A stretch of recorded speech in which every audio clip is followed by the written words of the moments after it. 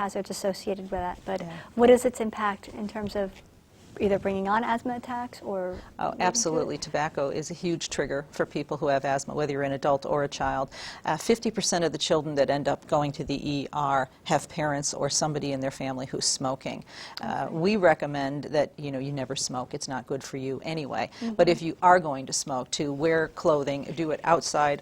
Don't do it in the car. Don't do it in the house. Do it away from where your child lives, and remove those clothes and come in without those clothes. Leave those outside. You never want to pick up an infant and snuggle them into something that you've just sat outside and had a cigarette and had the tobacco on your clothing. Right, and I think we have all encountered that. I mean, it does linger on your clothing. It lingers in people's hair.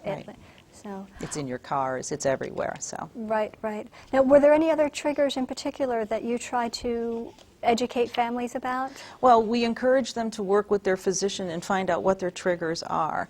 There's a variety of different triggers, and what bothers one individual may not bother another. So you really want to identify what are your triggers and take care of those. There are triggers in the environment that you can control, such as the dust mites. There's things you can avoid, like cigarette smoke, perfumes, those kind of things. And there's other things that you really can't do much about, which may be hay fever in the air, but you can take medications, which is part of the asthma action plan that you work with your physician.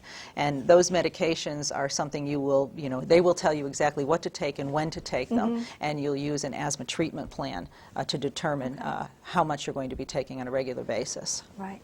Now, I know that there was a change a while back in terms of inhalers. Right. And there's a couple of changes coming up, and there's something that occurred back in early 2000, if I recall. Right. For children. And what was that about? In early 2000, New Jersey actually, I guess we perfected the law that allowed students to carry their inhalers at school.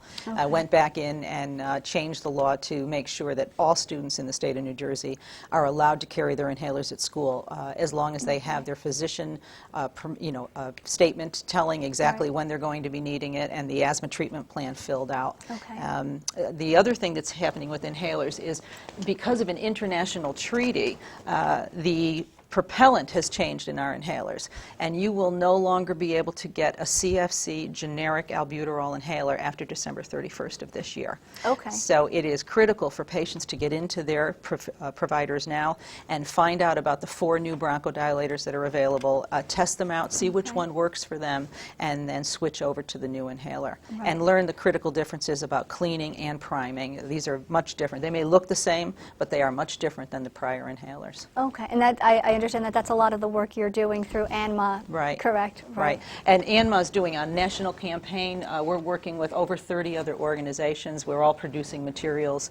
You can go to our website and read about the differences in these medications. One of the major things is the priming, as Dr. Torrey, I think, referred to before. When you use your medication, if it's been sitting for a week or longer, you throw away 2 puffs and then take it with the old CFC inhalers. These new ones have to be primed at least 4 times. And so you'll throw away 4 and then take it, and we want to make sure that people are aware of that. Right, and so the core message is speak with your healthcare provider. Absolutely. This is a change that's coming that people need to understand. Absolutely. Now, Dr. Torrey, Sandra has mentioned an asthma treatment plan and how critical that is. And I understand that PAC-NJ has developed a resource that's quite helpful for schools and for families to better manage a child's asthma. Right. The NIH guidelines came out in 1991 with a way to take care of asthma, talking about what control was and using controller medications. But they also mentioned, as part of the concept, is everybody with asthma should have a written asthma action plan. Essentially, nobody has written asthma action plans, except for those maybe taken care of by a few different specialists. But because the asthma action plan is so important, PAC developed an asthma action plan that was used in a school setting, and every kid who had asthma or used a bronchodilator had to have that plan filled out. There were some problems with it. Physicians inevitably filled out wrong medications in the wrong areas, and we've developed a new one now called the Asthma Treatment Plan, which has all the medications listed for each particular zone. In other words, if you're under control at the moment, not having a problem, it would list all the controller medications that you could be on. And if you were having a problem, it would list what of the medications you would take for rescue. The medication Sandra was talking about before is something you take for having an asthma symptom. So that would be something you take for relief at the moment. the controller type or maintenance medication you would essentially take every day so that your asthma doesn't act up, you don't have the symptoms. And that's really where the treatment of asthma has been far different. I mentioned before those two definitions now compared to the pre-90s. We now realize that if you have symptoms more than a couple days a week, or if you've had an episode over the course of a year, that you really need something on a regular basis, not just treating episodes as they come. Right, right. Now, in addition to sort of directly helping the families and schools to help manage their child's asthma, I know that you've also taken some further steps to sort of designate schools as an asthma-friendly school, and I'll put that out to each of you. I guess this is a PHM, yet another initiative that really, it's right out there in the community, and that's what was appealing about the asthma treatment plan. As I was reading about that, is that it rests with the school nurses, who are such a critical connection for a child's health needs out You in realize the that community. asthma is increasing. And this is, it's profound that you're out there, and it's so great to see that PHM is out there. It's right out in the community where it needs to be dealt with. I'm sorry, With go asthma ahead. increasing more and more in kids, that seems to be the area you want to intervene. Right. Also, in a school setting, you can mandate certain things to happen. You can't do that with an adult. You can't make an adult carry an asthma treatment plan with them. Right, With the kids, because they're in school, we can do that. We can start this process in the area where asthma is growing the biggest. So what we wanted to do was be able to get a lot of things into the school to work as asthma is first beginning to grow. To be an asthma-friendly school and to be able to get the award for asthma-friendly schools, we have certain criteria that the schools have to make, including education for the nurses, and then the nurse having an education program that we provided to educate the whole school personnel. So they become the trainer, so to speak. They go out there and do it. To have Great way to do nebulizers that. in case kids have worse asthma episodes, to have a school pledge for the no bus idling. So there's a number of things that we want them to do. Critical issue. And we talked about environmental control before.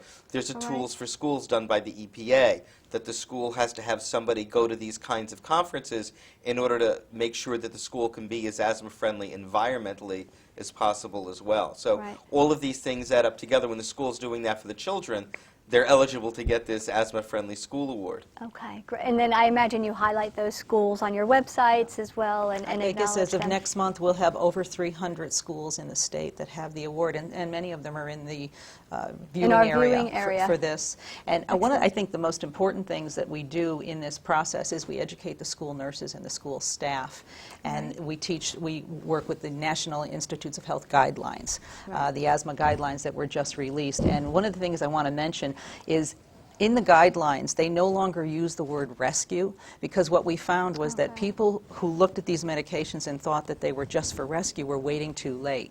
A bronchodilator is supposed to be used at the first sign of symptoms, not when you're absolutely blue. So it's something that the nurses and the teachers are aware of, that if they see a child using this and they don't look like they're having symptoms, they don't just assume they're using it when they're not supposed to. Or something. Right, they know that this child is using it because they're having symptoms, and they're doing it appropriately and following their doctor's orders. Right, right. It was very shocking to me to read that was only in 2001, as we had mentioned earlier, that children were actually allowed to carry their inhalers. That seems absurd to me. Well, that seems, but yeah. Water under the bridge. ANMA's been working on this for years. Right. I think we're reviewing our website now, but we have 47 states that have laws. We still have 3 that don't have laws allowing students to carry their inhalers at school. So it's a slow process. We did a federal law back in 2003 that President Bush signed in 2004, saying that it provided extra brownie points in any kind of CDC or NIH funding for states that had a law protecting students' rights to carry their inhalers. Right, understandably so.